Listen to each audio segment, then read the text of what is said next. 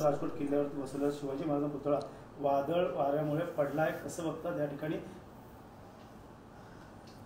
जे विद्रोहाचे वारं महाराष्ट्रात सुटलंय,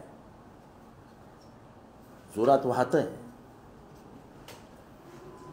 त्याच्यामुळे आधीच महाराष्ट्रात अस्थिरता आली आहे आणि हा अपशकुन आहे या सरकारला की महाराष्ट्राच्या इतिहासात शिवाजी महाराजांचा लावलेला पुतळा कधीही पडलेला नाही. हा एक निसर्गाने सूचित इशारा दिला आहे पुढे काय होणार आहे याचा. आणि असा कमकुवत पुतळा तुम्ही बसवताच कसा? असे पुतळे जर लावलेले पडायला लागले तर जगात आपली काय काय इज्जत राहील? शिवाजी महाराजांचा पुतळा पडतो, शिवाजी महाराजांचा, वाईट. सरकार निधी देत असतं जतन करण्यासाठी ऐतिहासिक किल्ल्यांसाठी, कसं बघतात? एकीकडे संसद देखील गळतात, दुसरीकडे अशा प्रकारचे पुतळे. हेच हे जे टक्केवारी सुरू झाली ना, 50%, 40%, 50%, 40%, त्याच्यामुळे कामाचं क्वालिटी राहत नाही आणि क्वालिटी न राहिल्यामुळे हे सगळं घडते. तुम्ही अनेक पुरातन मंदिरात जा, आतमध्ये उभ्या राहा गाभाऱ्यात, एक थेंबही पाणी पडत नाही, एक थेंबही. हजार वर्ष झालेत त्या मंदिरांना. अयोध्येतलं जे मंदिर बांधले गेलं तिथे तर दररोजच आजकाल श्रीराम आंघोळ करत असतात, एवढं वरनं पाणी टपकत असतं खाली. हे काय प्रकारचं बांधकाम करता तुम्ही? क्वालिटी 50% घेतल्यावरती क्वालिटीशी कॉम्प्रोमाइज होणारच. बांधलेला पूल पडतो गुजरातमध्ये, 40-50 माणसं मृत्युमुखी पडतात. कसं काय होते? 40% भ्रष्टाचार. महाराष्ट्रामध्ये तर राजरोस आता 50%वर गेलेत. आणि तो पण ॲडव्हान्स. तुम्हाला टेंडर देतो, पहिले 10% ठेवा. ते टेंडरवाले पळून जातात. 10% कसे काय ठेवायचे? म्हणजे 2000 कोटी रुपयाचा जर हे असेल, टेंडर असेल, तर आधी 200 कोटी रुपये ॲडव्हान्स, मग बाकी पुढे बोलूया.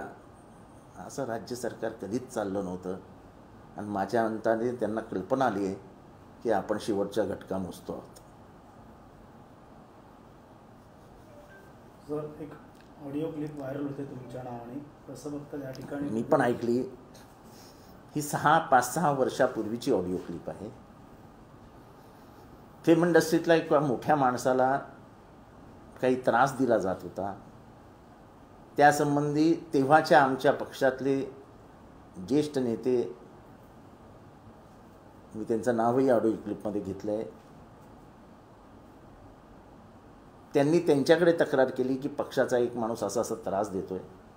मल्लिकार्जुन जे आहेत त्यांना पक्षात मीच आणलं होतं, त्यामुळे मी त्यांना सांगितलं, अरे बाबा कशाला करतोय सगळं, सोड ना यार.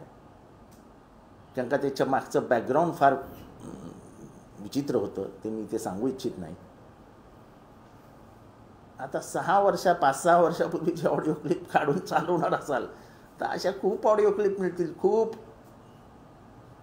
आता सुपारी घ्यायची म्हटल्यावर सुपारी घेणार ना. सुपारी, तुमचं नावच सुपारी आहे,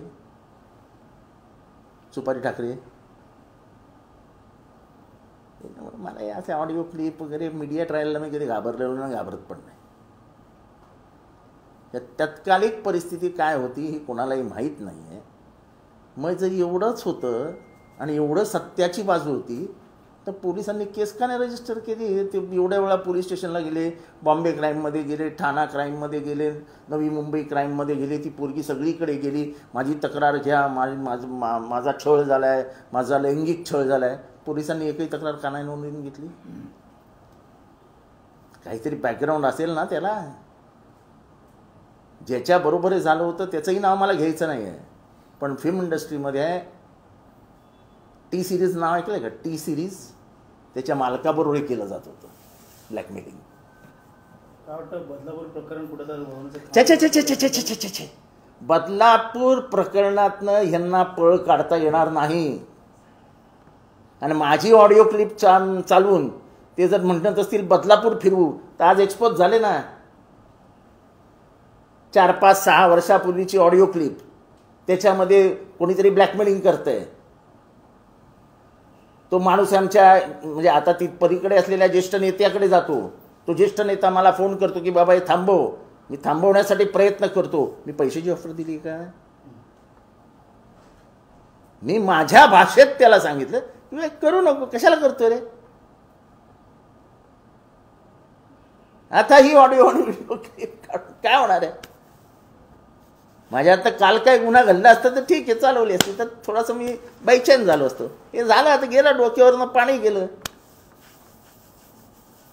जितेंद्र आव्हाडांचे अनेक पॉइंट्स असे शोधतात सत्ताधारी की अरे शोधा यार, मला जेवढं बदनाम करायचंय करा. ह्याचा अर्थ जितेंद्र आव्हाडचा काटा कुठेतरी रुततोय. मग तो काटा असा काढायला नको का? चला, माझी किंमत तर वाढवत आहेत. खास करून मनसेकडे आता प्रकरण. अरे जाऊ द्या, मनसेकडे जाऊ द्या, नाही कोणाकडे जाऊ द्या. हो, अशी सुपारी उचलणारे खूप असतात जगामध्ये. निवडणुकीच्या पूर्वी हे सर्व. अरे सोडावं, निवडणुका नाही असल्या कारणाने निवडणुका फिरतात. सर राज ठाकरे बदलापूरला का नाही गेले आतापर्यंत? दौरा होता कॅन्सल. हा, कॅन्सल. अहो आज झाले ना किती दिवस. अशा प्रकरणामध्ये माणुसकीच्या नात्याने 24 तासात पोचायला पाहिजे. मराठी माणसाचा अभिमान असलेले राज ठाकरे यांचा हात त्या पोलीसच्या आईच्या डोक्यावरनं, बापाच्या डोक्यावरनं फिरायला पाहिजे होता की घाबरू नका, मी तुमच्या बरोबर आहे. तर माझी व्हिडिओ क्लिपचं प्रेस कॉन्फरन्स घेणार, ऑडिओ क्लिपची, आणि मी उद्या सांगितलं माझा आवाजच नाही तर काय तपासायला देणार आहेत? मी सांगतो माझा आवाजच नाही, जा डुप्लिकेट आवाज काढलाय. राज ठाकरे कोणाचाही आवाज काढू शकतात, त्यांनी माझाच आवाज काढून क्लिप केली तयार असेल. तुम्हाला माहिती येते किती मोठे मिमिक्री आर्टिस्ट आहेत ते.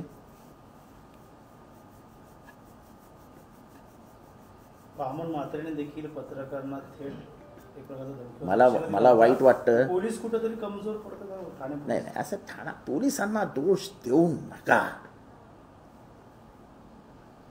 सत्ताधाऱ्यांचे फोन आल्यावरती मागच्या 5 वर्षात, म्हणजे मागच्या 2.5-3 वर्षामध्ये ठाण्यामध्ये, महाराष्ट्रामध्ये जे झालंय पोलिसांवरती, याच्यात पोलिसांचा किंचितही दोष नाही. काही पोलीस जरूर भडवेगिरी करतायत, दलाली करतायत, पण 99% पोलीस हे अगदी म्हणजे काय म्हणतात त्याला, त्यांच्या मना असं दडपणाने काम करतायत. काही जण हरामी आहेत, ते आपल्या वैयक्तिक फायद्यासाठी राजकारण्यांचा फायदा उचलतायत. हे राजकारण्यांनी पण समजवायला हवं.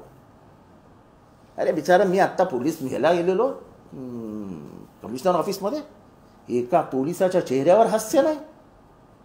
अरे त्यांचा दोष काय? चला काढा त्या शितोळेबाईचे कॉल लॉग, आणि कोणी कोणी फोन केलेत सांगा बरं. चला काला सीपीचे कॉल लॉग, आणि कोणी कोणी फोन केलेत सांगा बरं. अरे तुम्ही त्यांच्यातली जी क्रियाशीलता आहे ती निष्क्रिय करणार असाल तर त्या बिचाऱ्या पोलिसांना दोष देऊन फायदा काय? अरे छोट्या छोट्या गोष्टीमध्ये तुम्ही पोलिसांना वापरता. कळव्यामध्ये एक आमची पाईपलाईन बनवतो आम्ही, त्याला एक सत्ताधारी म्हणजे एक नवीन जो गट सक्रिय झालाय त्यांना जॉईन मारायचा होता म्हणून पोलिसांचा वापर. आज 1000 महिला रस्त्यावर उतरल्या, 1000 महिला. हे असं नाही चालत.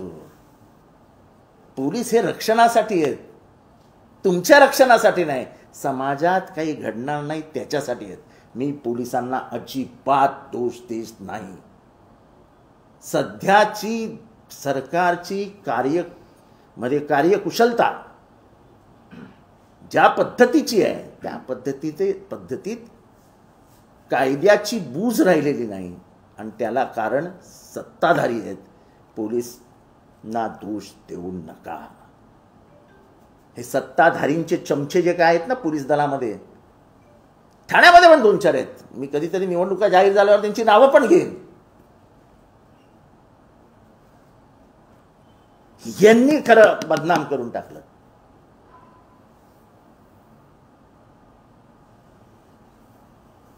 शाळेतलं 15 दिवसांचं सीसीटीव्ही फुटेज देखील गायब करण्यात आलेलं आहे. शिक्षण हे बघा, माझी तर मागणी आहे, पहिली ते आपटेला अटक करा. हे सगळं घडवणारा आपटे आहे. मग त्या आपट्याला का बाजूला ठेवलाय?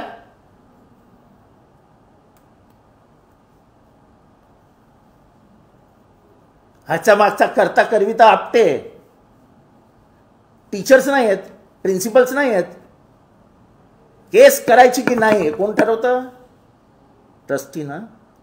मग ट्रस्टी कोण होता? आपटे ना. मग आपटेला का नाही अजूनपर्यंत ढकललं आतमध्ये? कारण का आपटेचे वशिले मोठे आहेत. आपटे एकदम वरच्या स्तरावरचा राजकारणी आहे. आता स्तरावरनं जर तुम्ही आरोपी ठरवणार असताल तर शेवटच्या स्तरावरचाच माणूस म्हणणार आहे. वरच्या स्तरावरचा माणूस बोल. दुर्दैव आहे, दुर्दैव आहे. मी अजूनही सांगतो महाराष्ट्राला, राजकारण सोडून द्या, पण पुढची 20 वर्ष त्या पोरींना त्यांच्याबरोबर जे झालं आहे त्याचं स्वप्न पडत राहील. त्या मानसिक रुग्ण होतील. त्यांना मानसोपचार तज्ज्ञाची औषध पाणी ट्रीटमेंट लागेल. हा चाइल्ड सायकॅलॉजीचा मोठा विषय आहे. Sexual abuse of a minor ह्याचा धडे आणि धडे लिहिलेत पुस्तकांमध्ये. ही तिच्या मनावर कोरली गेली आहे, कोरली, तिच्या हृदयावर कोरली गेली आहे. हिचे परिणाम तिच्या आयुष्यात काय होतील हे तिचे आईवडील आणि संवेदनशील समाजालाच समजेल. ज्यांच्यातली संवेदनशीलता संपली आहेत ते शासनात बसलेत. आजपर्यंत एकही मोठा मंत्री आलेला नाही त्यांच्या डोक्यावरनं हात फिरवायला, हे सांगायला की शासन तुमच्याबरोबर आहे. आपल्या पोरीवरती असं काय झालं असतं तर आपण काय केलं असतं? त्या गरीब घरच्या पोरी आहेत. बदलापूर हे शिक्षणाने, संस्कृतीने, साहित्यात, कलाक्षेत्रात सगळीकडे पुढे असणारं शांत शहर. तिथे एवढा विद्रोह आणि उद्रेक होतो. महाराष्ट्रात लोकांची डोकं किती पेटलेली आहेत हे सोपं आणि साधं उदाहरण आहे की बदलापूरमध्ये उद्रेक होतोय. उद्या असं काही जर झालं तर अख्खा महाराष्ट्र पेटवतील लोक, अशी परिस्थिती आहे.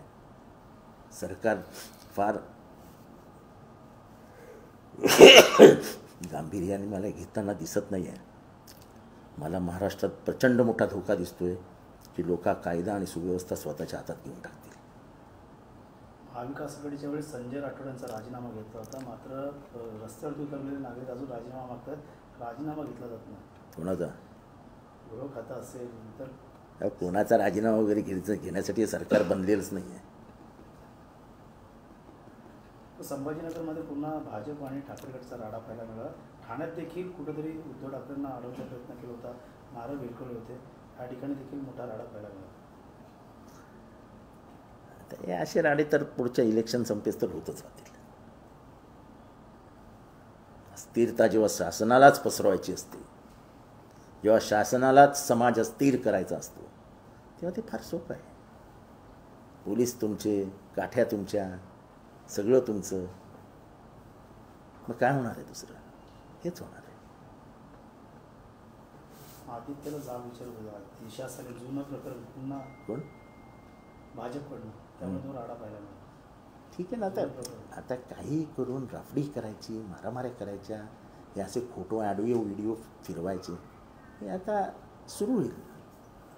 माझा 4-5 वर्षापूर्वीचा ऑडिओ काढतायत, मला हसू येतं. हसू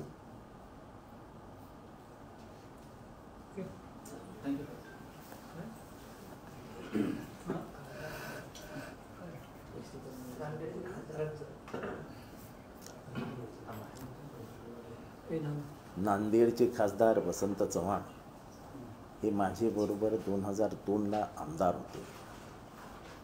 त्यांचे वडील वसंतराव चव्हाण, त्यांच्या वडिलांचं नाव विचारलं. हे शरद पवारांच्या अतिशय जवळचे होते आणि त्यामुळेच त्यांना शरद पवारांनी आमदार केलं होतं.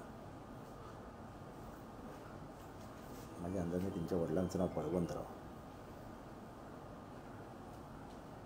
एक शांत, सुस्वभावी, कधीही आक्रमकपणा होता पण कधीही कोणालाही न दुखवणारा, कार्यकर्त्यांची अतिशय प्रेमाने वागणारा, शेतीविषयी उत्तम ज्ञान असणारा, समाजासाठी हवा तसा राजकारणीत होता, समाज मन ओळखणारा, त्यांच्या निधनाने मला प्रचंड धक्का बसला. तसं त्यांचं वयही फार मोठं नव्हतं आणि उत्तम संसदपटू, कारण का मी त्यांच्यावर विधानसभेत काम केलं आहे. एका उत्तम संसदपटूला, एका चांगल्या माणसाला महाराष्ट्र हरवून बसला, याचं माझ्यासारख्याला निश्चितच दुःख.